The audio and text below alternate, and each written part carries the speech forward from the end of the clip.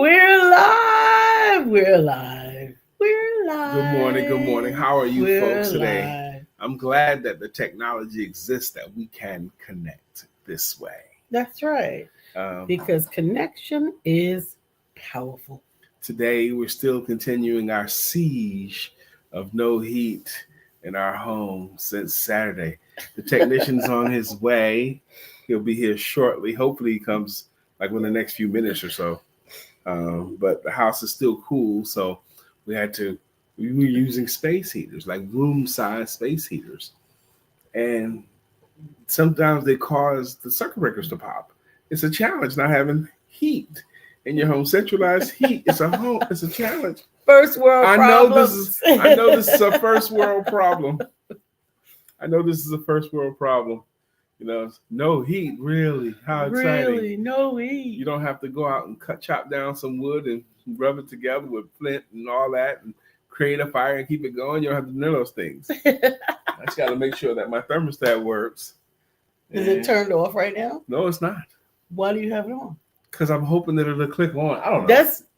That's why cold air has been blowing on my neck from time to time. Anyway, we're talking about the power of connection. Mm-hmm. The power of connection. First of all, we all know, or many of us have realized, that connections can foster opportunities in some circumstances.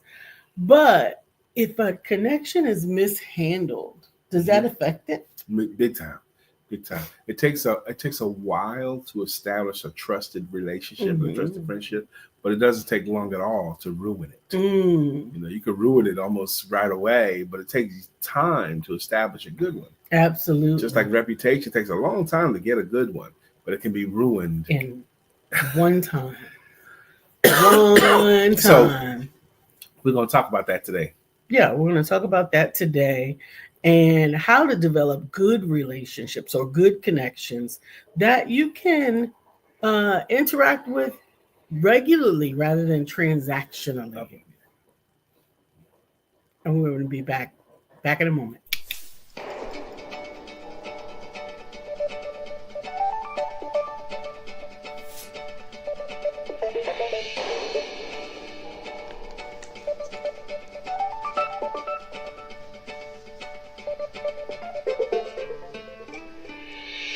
Good morning. My name is Brian McNeill. And I am LisaSantiagoMcNeilll. And thank you for joining us on our show, Let's Talk About It. We come to each Monday through Friday right here on the SIBN network, on iHeartRadio, YouTube, TuneIn, as well as Facebook Live. Good morning. Good morning. Good morning. Like.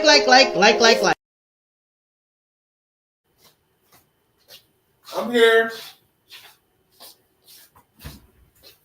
I had to go get my coffee. I thought I'd be back before the intro music was done. Oh my gosh, that was fast. But I'm here now. It's only 30 seconds. Whoops. Sorry about that. We're really operating at a disadvantage. So we're gonna make it. We are going to make it. Do what it do. Let me give you that other coffee table because that's not gonna do it. Okay. See, we're on a coffee table. Thank you, baby.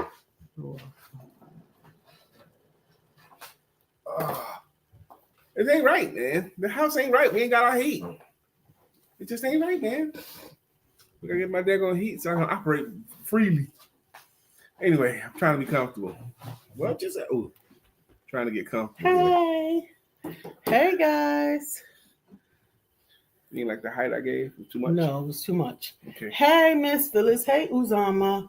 What's good, y'all? I enjoyed you last night, Uzama, in the men's meeting. On the first and the third Tuesday of every month, I host a Male Empowerment Networks meeting, and Uzama was in the room. He's always in the room, but his contribution was so good last night. Thank you, sir. And it was such a great conversation, too, with a great group of guys. We're going to continue talking about our topic today, which is connections. What does it mean to you? Haven't you noticed that all of the good things that have happened to you in your life happened because of a connection to somebody or something? All of the good stuff happened because of a connection. And some of the bad. And some of the bad happened because Kenny, of a connection. Kenny Tucker was in the room last night. We had us a good time. It's going to be difficult for you to read that way. Miss Phyllis said, what do you mean? Because you had it upside down. And you were limping through it. Miss Phyllis said it's warmer downstairs. Well, it's not that it's warmer downstairs. The circuits are overloaded upstairs, so we wouldn't have been able to have a heater in my office where we typically host the show. That's what happens. Yep. So I'm excited about dude getting here to fix my heat.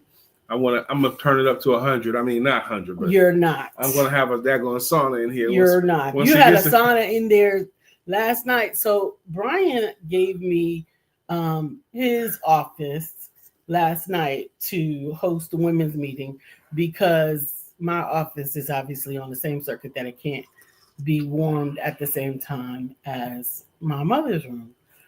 Well, honey, that room was so hot. I felt like, how do I turn this off? I couldn't turn it off. I had to finally just yank it out the wall. She had a space heater that was cooking me. I felt like I was on 400 degrees have my under the broiler. I gotta have my pretty wife comfortable. I had my men's meeting in the garage, and I killed two birds with one stone. I actually had a cigar during the men's meeting, which was great. Hey, Miss Shirley. Good morning, Miss Shirley. And Uzama definitely said he also enjoyed the energy of the men's meeting. Well, it was good, baby. It was good. I'm grateful. It was just so good, so transparent. We had a good time too. Mm-hmm. We are going to continue our journey through African American inventions that changed the world. Yeah, and our inventions of this day in Black history. We're going to continue our journey at about 9:30. So, what say you, Kenny Tucker being in the room is a great reminder. Kenny has taken on more of the leadership and administrative leadership of the men's group. Yes, right. All right, Kenny. And he's doing a great job with it too. I'm grateful. But what we have in the men's group, what you have in the women's group is community. Yeah, and those communities foster connections, which is really interesting because of the foundation of the connections that is in that room already and the synergy of the connections. When someone new enters into the community, it's only a moment. It's only because the room is already warm before they become part of the community. Yeah. I love that analogy, sweetheart. It's like you warm up the room, like you warm up the stage so that someone else can come in there. William Brown, I'm happy to have you here this morning. Good morning. We're talking about the value of connections. You know, very often we'll have a topic and I will immediately suspect, I wonder if William Brown had a one-word conversation about this. The word is connections today. He definitely had connection. He probably had a one-word conversation about the word connections or something like that in his William Brown went through an amazing interview series where he interviewed some amazing subject matter experts and with what he called the one-word conversation. And they'd have one word and him and another person would chop up the word. And it was just a really, really well done thing that William Brown did. William said he's sorry that he missed last night. He really needed to chat with the brothers. Man, that would have been the one, William Brown. Because what we talked about was so good, but the love and the sharing was so good, and it was done in such a transparent way with language and laughter, and it was just great. Usama and Kenny were in the room last night. They can confirm for me, but it was great. We went longer than we normally do. Hey, Dr. Deborah, the women's meeting was lovely as well. I was grateful for the connections.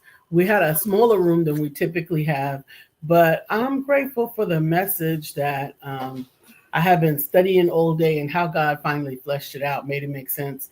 What I was reading and brought forth was from Acts chapter 9, talking about Paul road to Damascus experience. And the way God shaped it was the difference a day makes. And that was really interesting, not just from that illumination standpoint. Dr. Deborah even reached out to me and said, yeah, I had never even thought of it that way either. I said, I hadn't either. But imagine the difference a day makes, a difference between Saul and then 24 to 48 hours later, that Paul. Experience. And after that experience, from a zealot of killing the zealot to sharing the word. He was enthusiastic about everything he did. But that's just the difference a day makes. And that's one that we got to make sure that we are mindful of, even in dealing with life's everyday stuff. Remember that tomorrow, holds a whole different opportunity. Like to indicate that tomorrow holds whole new real opportunity is a thought that I came up with called "The sun will come out tomorrow." I mean, you could bet your bottom dollar that there'll be sun tomorrow. Tomorrow. I'll love you tomorrow. But so what a difference a day makes. William Brown highlighted something that I didn't remember, but thank you for reminding me, William Brown. He says you and your lovely wife did an episode on the word collective. We did collective? I don't remember, but William Brown said we did, so we probably did. But it also highlights how many times we've done interviews together. A bunch. Absolutely. Dr. Deborah said last night, and when Dr. Lisa brought a word in due season. Amen. I'm grateful because that word was due for me. That's how God works. Miss Phyllis said, I wish I could stay up long enough to be in the WIN room, let alone to try to get in the room. LOL. One time it went straight to Brian's room and I left fast. I'm out. They used to be in bed at 5:30 and and 6 a.m. Monday through Friday. Used to be 5:30 and 6 a.m. Monday through Friday. Monday through Wednesday, excuse me. Yeah, I imagine if I called you at 4 o'clock in the afternoon, you'd be like, who's calling me this time of night? My mother still does that. 4:30 might as well be 11:30 before the midnight. Amen. Amen. William Brown says, I have learned what a difference a moment makes. Absolutely. The classic is Stephen Covey in his book, 7 Habits of Highly Effective People. He tells a story about him riding the train. He was in New York, riding the train one Sunday morning. And no one's bothering anybody. It's kind of quiet other than the noise of the train. People are just going about their morning on a Sunday on a New York City subway. And then they get to a stop. And when the doors open, these 3 kids run onto the car, raucous. They're up and down the aisles. They're jumping up on chairs. And the man, the adult that was with them, he goes, takes a seat, and then put his head down in his hands. And he's hardly even looking up, barely even looking up. And the kids are causing a ruckus. And Stephen Covey's upset about this. This guy's not doing anything. His kid's up and down this train car. So he finally said something to the man. He says, sir, couldn't you do something to control your kids a little bit more? They're really disturbing a lot of people. And the man said, oh, I'm sorry. We just left the hospital and their mother died just now, and I guess they don't know how to handle it. I'm sorry. And he put his head back down, and Stephen was like, immediately went from pissed off at the man to wanting to be helpful. Can I help you with your children? Just that moment that William Brown is highlighting. He had what's called Stephen Covey called it a paradigm shift. Paradigms are the way you're thinking about a thing. That's what a paradigm is. The way you think about these things or that thing, that's your paradigm when it comes to that. And when he realized the kids just discovered their mother died and they may not know how to handle it, his paradigm shift from being pissed off at this to want to be helpful. I think that's what William Brown was highlighting. Absolutely. I think that there is some miraculous energy that is in that. Miraculous energy that is in the story? Yeah. Or the lesson of the story? The lesson of the story, because so often we're judging the circumstance by the moment that we see. Yeah. Not the moment that it is. Exactly. And really that's all we got is what we can see. But still it's better to wait. It's more wise because you don't know why. I remember one time I was talking to Pastor Paul Anderson, who's still a good friend of mine. He was my pastor in my 20s, my late 20s, my 30s. He was my pastor then. And him and I became really good friends. And there was one time I was talking with him, and I was railing. Now, I'm a member of the church. He's the pastor. About the same members of church that always show up late. It seems like there's certain people that always show up late, or they always come in while something else is going on. and they interrupting the flow of church. And I'm like, man, these people always come in late and da da da da. It's the same people, Pastor. It's the same ones. You know who's gonna be late, and I know who's gonna be late. They do it all the time. And then my pastor gave me some wisdom that I didn't have at the time, but I needed. He said to me, Brian, you don't know what it took for that person to get here at all. Absolutely. You don't know what was going on in their house. You don't know if they had what they had to overcome. Absolutely. And he said this, and for some people, that's all they could do is just get there. Absolutely. Completely changed my opinion. I no longer was concerned about who's late anymore. I think that's an important position to keep yourself in, because no matter how much or how well you think you know what everybody is doing to get to whatever it is that you think that they should be on time for, that I thought, yeah, their lives are different than you could even fathom. That's right. You don't know how much the mother has to deal with her kids. You don't know how this couple has been fighting all week, and the only thing that they could agree on was going to church. You don't know how much that could be real, man. Absolutely. The only thing, they fought about everything else, but for some reason, this one thing that they would do together, they're going to do together. Even now they're going to fight. They're going to fight all the way up to it, but they're going to walk up to the church door, arm in arm, smiling. That's another funny thing to me too. But this is still Wednesday. Every Wednesday, we have been so blessed for over a year now to get an inspirational word from our inspirational speaker, Mr. Mark Greer. And this Wednesday is the same. He submits this. We don't know what he's going to say, but we know it's going to be dynamic. Let's hear what Mark Greer has to submit. Whoa. Is there no volume?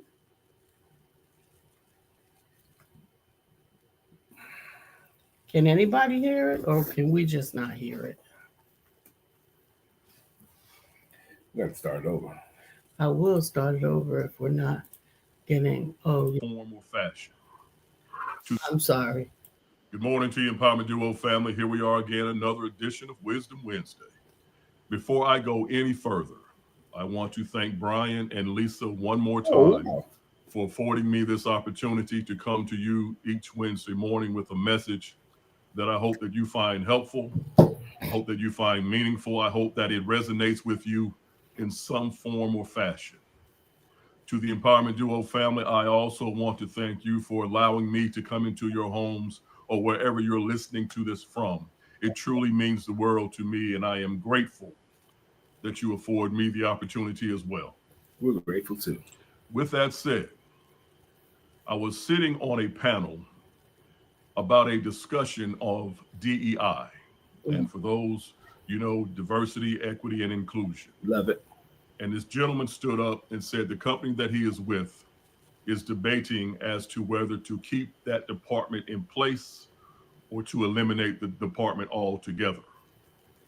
And as they went around the panel, everyone giving their viewpoint, I asked the gentleman, what was the reason your company created a DEI department in the first place?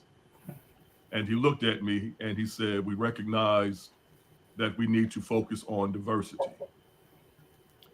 And I told him, do you not see the problem? The fact that you recognize that you had to focus on diversity, or that you should focus on diversity, is a problem in and of itself, because what it insinuates is that that was never a focus to begin with. Right.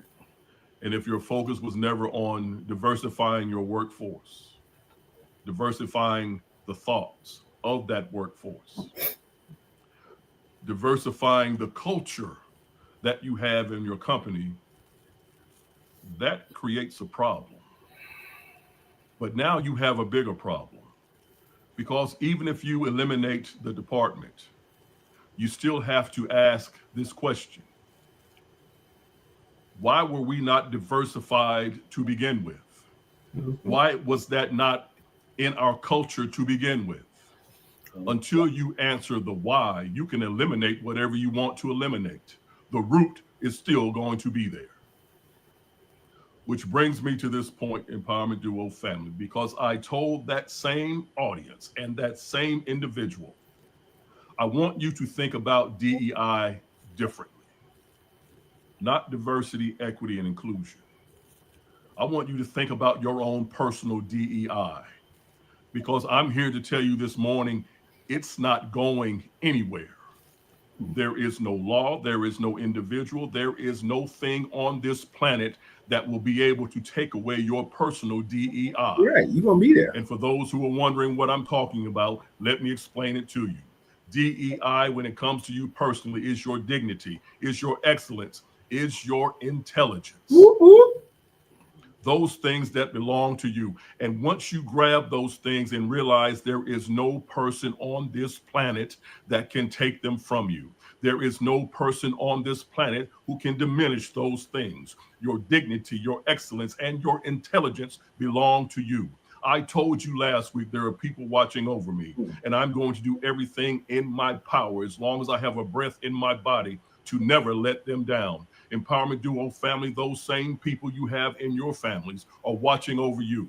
And they had the same dignity, excellence, and intelligence that you have, except back in the day they had to hide it. But they hid it and stood tall so that you can show the world that you have DEI, and there's not a thing anybody can do about it. So this morning, Empowerment Duo family, if you're not excited about it, I want you to get excited about your own personal DEI. And I want you to take it with you. And I want you to let everyone that you meet see that you are a person of dignity. See that you are a person of excellence. See that you are a person of magnificent intelligence. Because that is exactly what you come from. And as they say, if you didn't know, now you know. Now you know.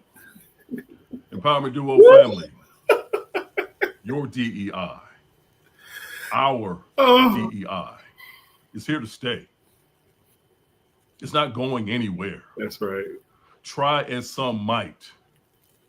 As MC Hammer said long time ago, too legit. You can't touch this. You can't touch this. And guess what, Empowerment Duo family? They cannot. Oh. That's all we have for this morning, everybody. I'm going to tell you one more time until you get it in your mind, in your body, in your soul, and your spirit. You are a living, breathing, walking miracle. You are something special. You are a blessing. Take all of those things and marry them with your DEI and go out here and make those who came before you extremely proud. We'll talk to you again soon. Peace. That was a whole word. That was marvelous. That was marvelous. We are sharing that message independent of the broadcast today. Oh my God. I am going to have it going out by itself so you can share it. You don't have to search for the 15-minute mark. You can just taste and see what that DEI is inside of you. Diversity, excellence, dignity, dignity, excellence, and intelligence. He broke down your marvelous intelligence. Oh my gosh! First off, thank you, Mark Greer, for the word. I hope he can get his flowers today. I thought that word was freaking amazing, and it was motivational to me. It was inspirational to me. Sister Shirley DeJarnette, I hope she's in the room too, but she'll get it too because Shirley does some stuff with it too. But anyway, there he is, Mark Greer. Oh man, Mark Greer. That was phenomenal. And it was motivational and it was inspiring. He says, top of the morning, folks. My brother has been burning the candles at both ends for the last 2 months or so. The brother's tired. No worries, though. A little red Kool-Aid, and I'll be good. Red Kool-Aid. That's the only Kool-Aid. That's the best Kool-Aid. He's suggesting it has healing powers. Absolutely. I don't know who that is. I don't know who that is either. All right. But you got it saved in your phone. I did. So that means you should answer. I don't want to right now. Lord. Judy, I'm glad we were able to get it through. She couldn't hear it in that second either. But now I'm grateful. Dr. Deborah says, good morning, Brother Mark. Amen. Craig said, good morning, everyone. Let's all have a great, blessed day on purpose and enjoy it to the fullest. Amen. Sanette Van Breda, let me tell you about Sanette, baby. Sanette says, thank you for your beautiful words. Mwah. Yes, Mark Greer brought it. But Sanette, I met her yesterday. You would love Sinette. Ah, Sinette, my wife, and your energy together would. Oh my God, I can't imagine. You would love Sinette lovely. because she's like you a lot. I love She Twitter. loves people. Sinette Van Berta, she loves people. No, you think I love people? I don't like people. Yeah. But anyway, she does. Sinette does. Sinette does. And Sinette is free enough to be emotional. Amen. She's free enough to compliment someone else. Amen. Because she doesn't lose anything. So I'm so happy that you tuned in this morning to that. William Brown said amen, then amen again. Mark Grip on the Amen. word. Sister Judy, she says, great word, Brother Mark. Amen. Lena Janelle said, DEI download. Break it down, Mr. Brown. Okay. Preach. Amen. Dignity, excellence, and inclusion. Sister Sinette says, And Brian, intelligence. And intelligence, excuse me. Sinette says, Brian and Lisa, you are so beautiful. You are so beautiful. You gonna keep wide us, baby. I'm like, yo, what's up? Shirley says, great word, Margaret. I'm glad Amen. you was here Dr. for it too, Deborah Shirley. Says, yes, come on, Brother Mark. How are you feeling about who you are? How are you showing up? Walk in dignity, excellence, and intelligence. I am fearfully and wonderfully made. Can't touch this. He said can't touch it. He could have also, because you're still too legit to quit. It would have still had the same message. But he referenced Hammer. Katie Tucker, is that Dancing Ladies? I don't know what that is. Well, anyway, Shirley says, good morning, Stephanie Mars. Stephanie Mars says, good morning, Shirley. Good morning. Amen. Sinette says, I can't wait to dance with you, Lisa. You want to dance with Lisa? Oh. I want to dance with you, baby. Can I tell your little hook, Sinette? Can I tell it? I hope she'll approve of this. But when Sinette scheduled the appointment with me, she asked me what's my favorite song. Okay. Now, because I'm a sales coach, when people say stuff like, tell me anybody you know who, or what's your favorite, and I always retorted to that. You didn't know this, but I used to retort, what's your favorite song? And most people can't come up with an answer because we know too many songs. But if we say, what's your favorite Luther song? Or what's your favorite Anita Baker song? You can come up with an answer that way. And she asked me what's my favorite song. So at first I was thinking, I'm going to just transparent. I was thinking, okay, why would she ask that? Okay, everybody knows too much songs. So the first time she asked me, I didn't answer. Okay. I was like, why do you need to know that? Then she asked me again in a message to confirm. So I was like, okay, I told you about this, didn't I? You didn't tell me all of it, but you can feel free to tell me in a smaller period of time. Go ahead, tell the story. All right, I'm going to speed it up so we can get to some African-American history. So I decided to test her out. I decided to play along. So I gave her No Diggity by Blackstreet. And when we had our meeting and we did our pleasantry, she goes, now, Brian, I got something for you. So she put on with her smart speaker, No Diggity by Blackstreet. She says, would you dance with me? Okay. Now, I didn't get out of my chair. I just moved a little bit. Okay? I think she got up and danced. So I let it go for a little while. And then I was like, okay, that's pretty cool. So anyway, that was something cool about Sinette. You're right, baby. I should have short that story. Amen. George Allen said, a guy on the elevator with me said, damn, I needed to hear that. Amen. He said, I did too. Amen. I'm telling you, Mark's word. Talking about, before your story, I know, but talking about Mark's message. Wait. You on the elevator planet, bruh? And somebody else said I needed to hear that? How cool is that? How cool is that? But it was a good message. Shirley said, I can't wait to share that video. Amen. Yeah. Amen. She says, she goes on to say, no one can take my DEI, dignity, excellence, or intelligence. Now, I dare anybody to put me on a panel or a discussion about DEI and the companies that have decided to abort the mission, like Target and Walmart. I dare you to have me. I am armed. I'm prepared. Don't put me on no DEI discussion because I'm ready and I look forward to it. You want to share a moment in history? It's 9:40. It's 9:27 now. Yes. So we're going to share the moment in African American history. This coming from African American Inventions That Changed the World by Michael A. Carson. And we're talking about Lewis Latimer. Lewis Latimer invented a carbon filament for the incandescent light bulb. His creation made electric lighting more practical and affordable for the average household. He was also directly involved in the invention of the telephone in 1881. Latimer patented several other inventions, including the improved road car bathroom and an early air conditioner unit. He was inducted into the National Inventors Hall of Fame in 2006. Lewis Latimer's day was 1848 to 1928. Isn't that interesting? Now, I knew Lewis Latimer helped Thomas Edison create the incandescent light because Edison had the idea, but he couldn't come up with a material that wouldn't burn out right away. And Lewis Latimer came up with this carbon thing that made the incandescent light work because the carbon wouldn't burn out. So he was essentially in the making it work. Edison still invented it, but Lewis Latimer helped make it work. He worked closely with Thomas Edison, and then he also drafted the drawings that Alexander Bell used to patent the first telephone in 1876. Read that last part again. What did he do with Bell?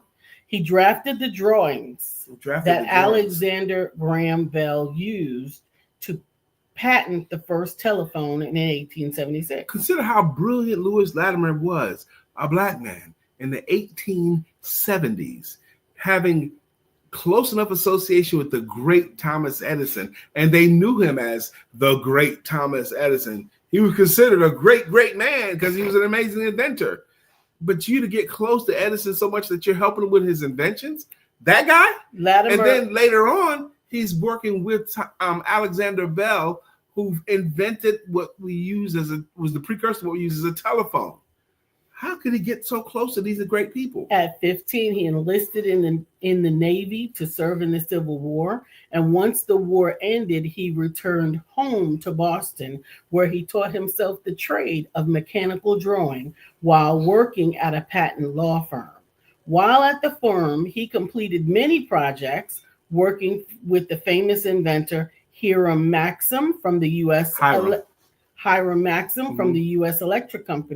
Electric Lighting Company, and then he worked closely with Thomas Edison, and he also drafted the drawings for Alexander Graham Bell. He taught himself that trade while working in a U.S. patent law firm. Let me stop right there because working at the U.S. Patent Office in their law firm, you know who else famous worked in the U.S. Patent Office?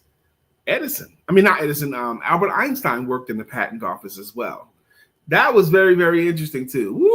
We're getting some good ones. Absolutely. Well, there was more to that, but okay. I'll read that later to myself. You want to do a day on this day, at least one or today two? In African American history, from Today in African American History by Michael A. Carson, and today being February the 19th. And today's person is. You read it. Okay. You can read it. I just want you to get one that's closer. Okay. Closer to now? Do whatever you want, baby. Go ahead. 1957. 1957, Dorothy Height was appointed president of the National Council of Negro Women, a position she held on to for 41 years. In 1937, Height met Mary McLeod Bethune, founder and president of the National Council of Negro Women, who later became her mentor. Height led the NCNW during civil rights in the 1950s and 60s. As president, she helped organize the March on Washington in 1963. How about that? She has worked with every major civil rights leader of the period, including Dr. Martin Luther King Jr., Roy Wilkins, Whitney Young, and Philip Randolph. She also personally encouraged President Dwight Eisenhower to desegregate public schools and urged President Lyndon B. Johnson to appoint African American women in government positions. So she was her very own DEI. She was about her business, and she became indispensable for any movement, especially for the advancement of colored people. She became indispensable. They wanted her down. They wanted her energy. They wanted her perspective on anything they wanted to do. Call up Dorothy. Absolutely. Dr. Deborah said, wow, he did quite a lot. I thought that he only worked with Edison. Mr. Lewis Latimer, I'm enjoying these moments as well. We learning some things, and that's beautiful to me. Absolutely. Absolutely. Today's topic started out with connections. Absolutely. And these are all connections. Think about it. Lewis Latimer would not have had the opportunity potentially to work with Thomas Edison or Graham Bell, Alexander Graham Bell, if he had not had the connection through the Patent Law Office. That's right. That's right. And the electric company work he did too. Mm-hmm. There's so much tied to that history. That's amazing to me. Mr. George Allen, you also were, it was so great to see you in the men's meeting last night because he brought it too. Oh, wow. I'm glad.